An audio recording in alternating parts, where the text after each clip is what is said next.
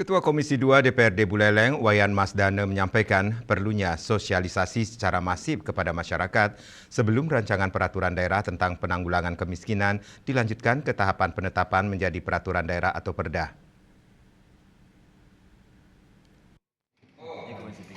Penegasan tersebut disampaikan Wayan Masdane dalam rapat Pansus 1 bersama gabungan Komisi DPRD yang membahas sejumlah ranperda strategis. Ia menilai validasi dan pembaruan data kemiskinan menjadi langkah krusial agar kebijakan yang dihasilkan benar-benar tepat sasaran. Sehingga banyak jadi ada penambahan dari pasar yang tentunya Anda ingin bagaimana perda ini bisa dibentuk, ditetapkan setelah nanti ada validasi data yang istilahnya benar-benar valid, Pak. Jadi kami dari komisi membahas, kita menyarankan sebelum ketok palu dalam perda ini kita akan mau sosialisasi secara masif.